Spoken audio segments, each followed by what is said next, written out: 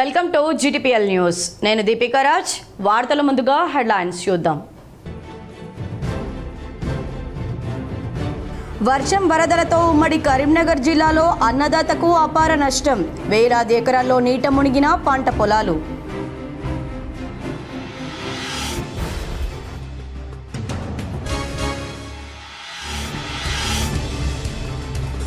శుక్రవారం సభలతో మహిళల్లో చైతన్యం. కరీంనగర్ కలెక్టర్ పమేలా సత్పతి.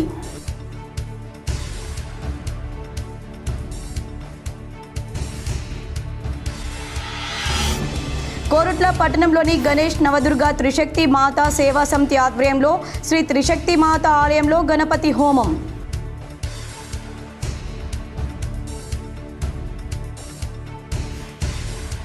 బీజేపీ మండలాధ్యక్షులతో కేంద్ర మంత్రి బండి సంజయ్ అత్యవసర భేటీ. వర్షం వరద బాధితులను ఆదుకునేందుకు సహాయక చర్యల్లో నిమగ్నం కావాలని సూచన.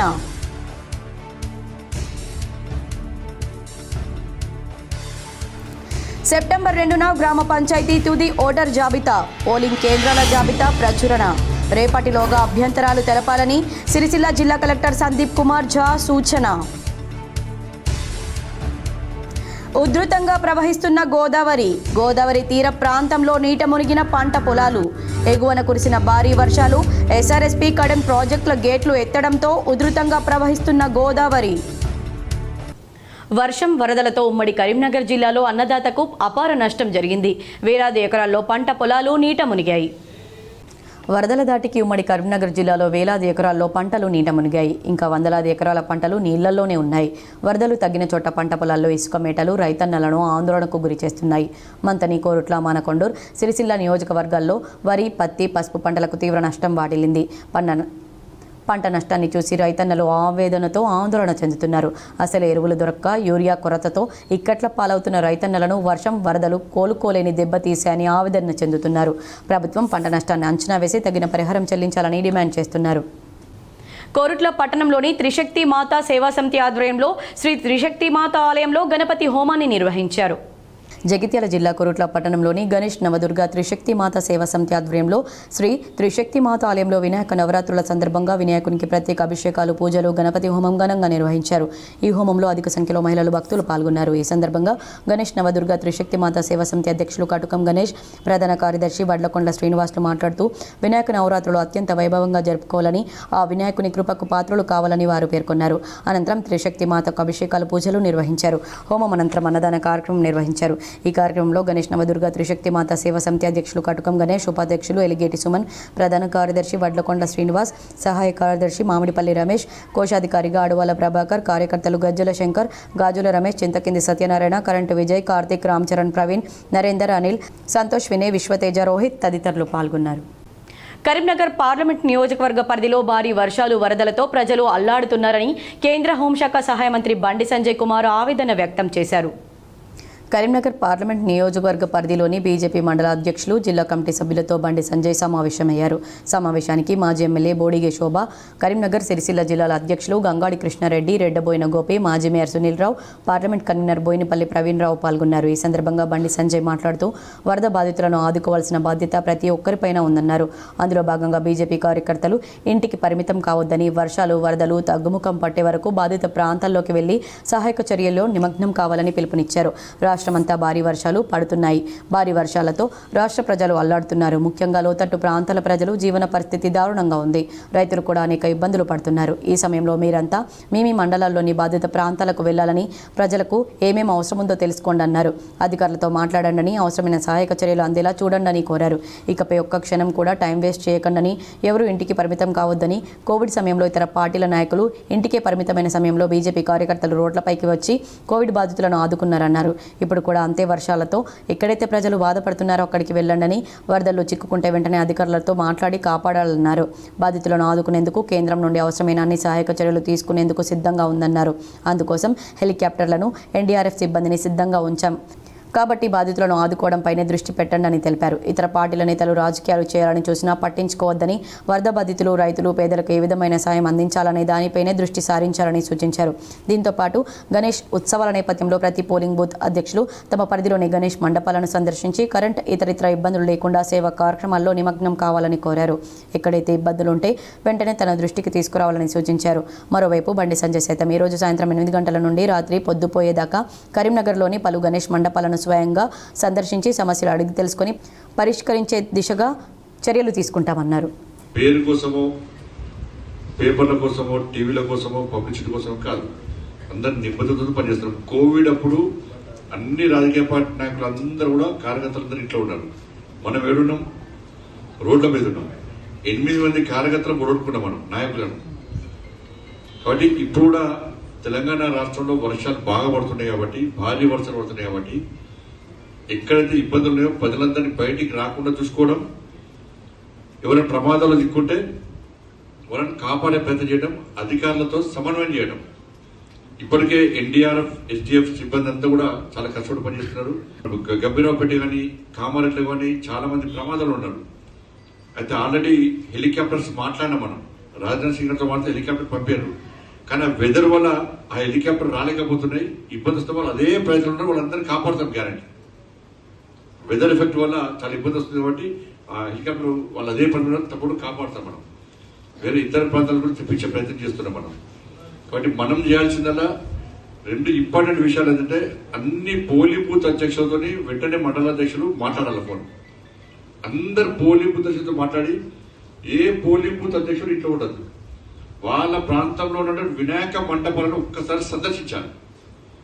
పోయి వినాయక మంటపాల నిర్వాహకులతో ఒక్కసారి మాట్లాడి, ఆ షెడ్ బాగుందా, ఆడ కనెక్షన్ డైరెక్ట్ ఏం చేస్తాం మనం, వైర్లు పెడతాం. మనం చేయదు, ఫ్రీ కరెంట్ కాబట్టి అక్కడ లైన్మెన్స్ ఉంటారు, వాళ్ళతో మాట్లాడి మాత్రమే కనెక్షన్ తీసుకోవాలి.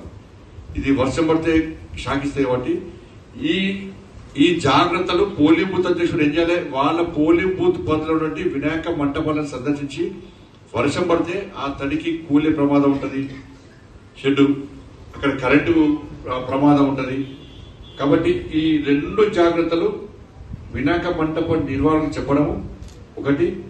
వాళ్ళ పోలింగ్ బూత్ పరిధిలో వర్షం పడుతుంది కాబట్టి ఎవరు బయటికి రాకుండా ఉండండి. ఇండ్లకు వాటర్ రావడమో లేకుంటే ఇబ్బందులు ఉంటాయి, వెంటనే వాళ్ళు మండలాధ్యక్షుడు సమాచారం ఇస్తారు, మండలాధ్యక్షుడు జిల్లాధ్యక్షుడు సమాచారం ఇస్తాడు. జిల్లాధ్యక్షుడు వెంటనే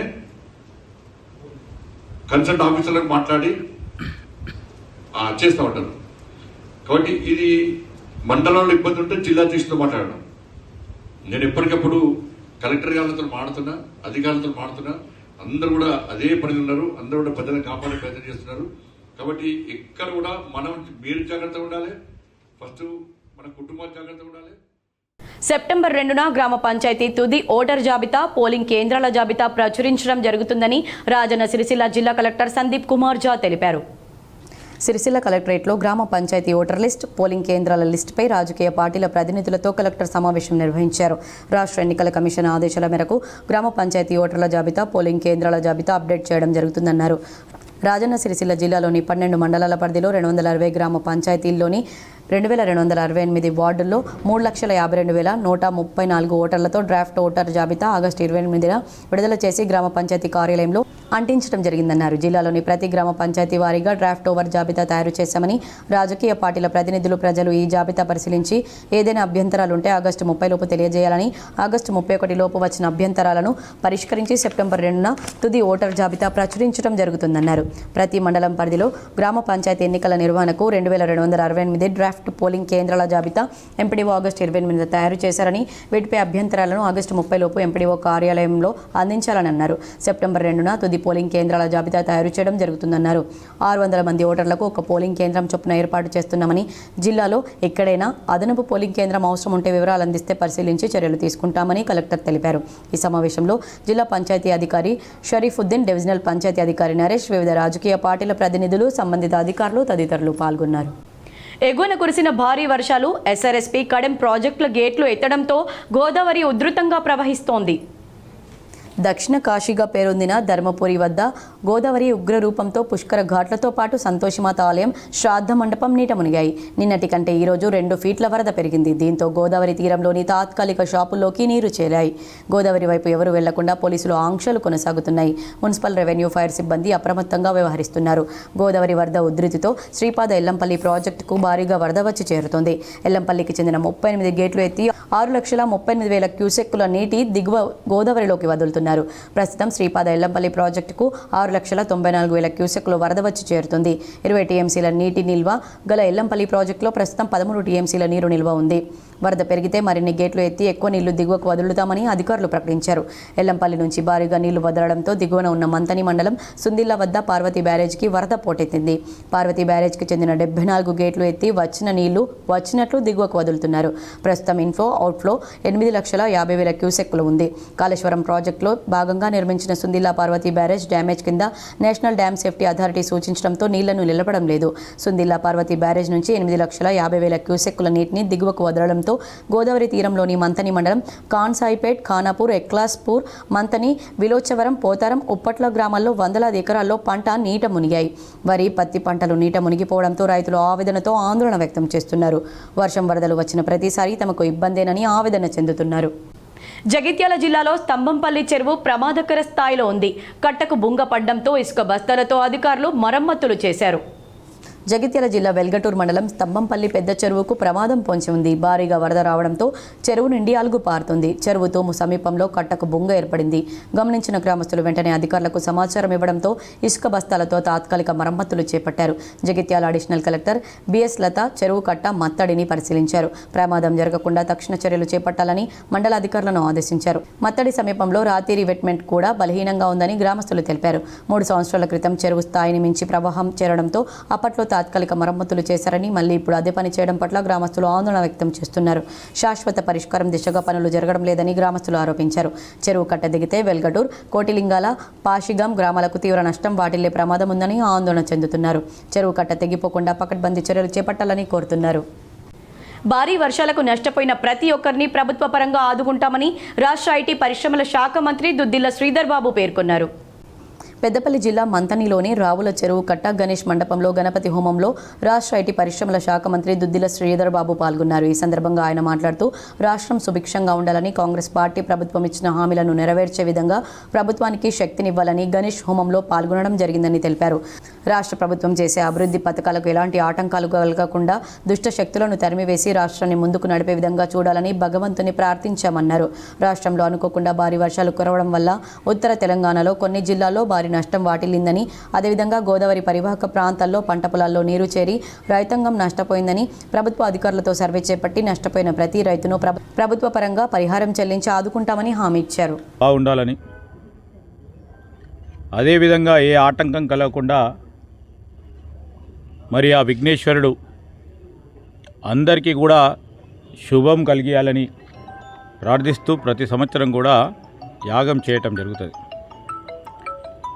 ఈ సందర్భంలో ఈ నియోజకవర్గ ప్రజలకి, పట్టణ ప్రజలకి, రాష్ట్ర ప్రజలందరికీ సంబంధించి భారీ ప్రకృతి వైపరీత్యం వల్ల రాష్ట్రంలో అనేక చోట్ల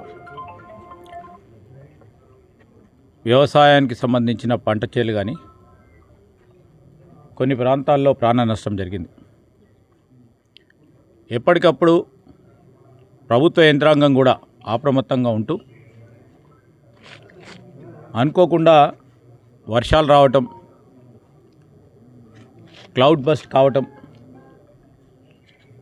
ఈ విధమైన క్లౌడ్ బస్ట్ జరుగుతూ ఉన్న సందర్భంలో ఊహించని విధంగా వర్షాలు రావటం వలన ఒక పరంగా జిల్లా యంత్రాంగం కూడా అప్రమత్తంగా ఉన్నప్పటికీ పెద్ద ఎత్తున 40 సెంటీమీటర్లు 60 సెంటీమీటర్ల వర్షపాతం నమోదు కావటం, పాఠశాలకు సెలవు రావడంతో ఆడుకుంటూ వెళ్లిన ఓ బాలుడు నీటి గుంతలో పడి మృతి చెందిన సంఘటన జగిత్యాల రూరల్ మండలం కల్లెడిలో చోటు చేసుకుంది. కల్లెడ గ్రామానికి చెందిన కుంట భూమయ్య కుమారుడు కుంట దినేష్ గ్రామంలో 2వ తరగతి చదువుతున్నాడు. భారీ వర్షం నేపథ్యంలో పాఠశాలకు సెలవు ఇవ్వడంతో ఇంటి వద్ద ఆడుకుంటున్నాడు. అప్పటికే ఓ జేసీబీ నిర్వాహకుడు రోడ్డు పక్కన భారీ గుంత తవ్వాడు. 2 రోజులుగా కురుస్తున్న వర్షానికి ఆ గుంత పూర్తి స్థాయిలో నిండి నీటి ప్రవాహం వెళ్తోంది. దినేష్తో పాటు మరో 3 చిన్నారులు కూడా నీటిలో ఆడుకుంటూ అటువైపు వెళ్లారు. దినేష్ ప్రమాదవశాత్తు గుంతలో పడిపోయాడు. స్థానికులు వచ్చి బాలుడి కోసం వెతకగా బాలుడు మృతి చెందాడు. దీంతో గ్రామంలో విషాదం చోటు చేసుకుంది. పోలీసులు ఘటనా స్థలానికి చేరుకొని పరిశీలించి కేసు నమోదు చేసి దర్యాప్తు చేస్తున్నారు.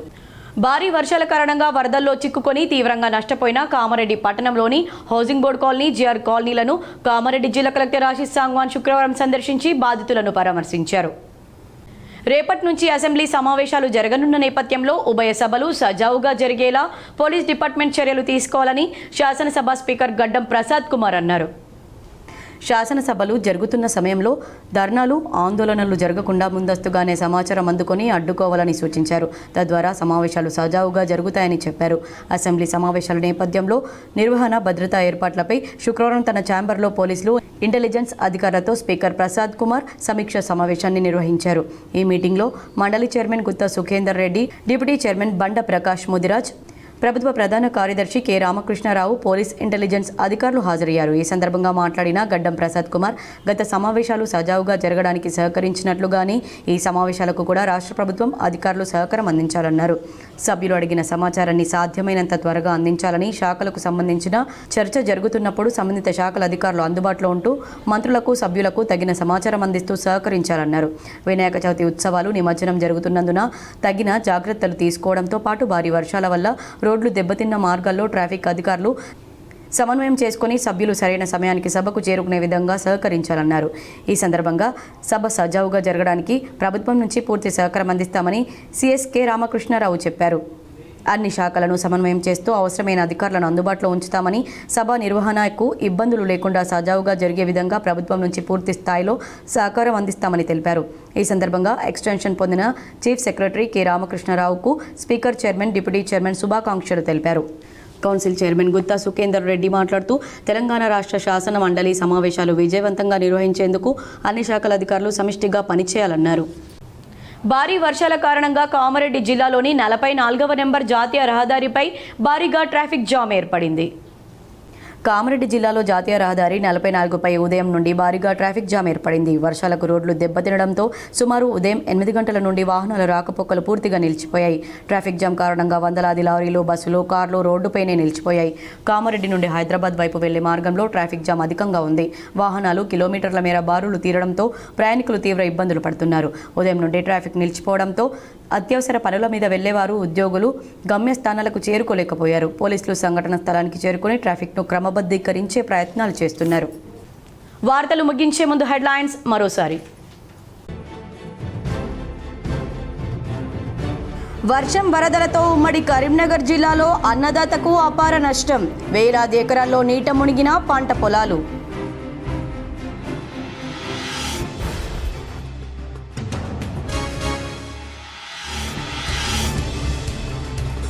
శుక్రవారం సభలతో మహిళల్లో చైతన్యం. కరీంనగర్ కలెక్టర్ పమేలా సత్పతి.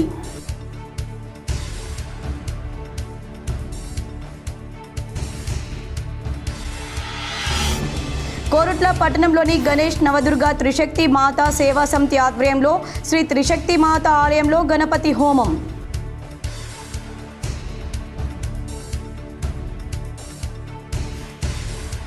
బీజేపీ మండలాధ్యక్షులతో కేంద్ర మంత్రి బండి సంజయ్ అత్యవసర భేటీ. వర్షం, వరద బాధితులను ఆదుకునేందుకు సహాయక చర్యల్లో నిమగ్నం కావాలని సూచన.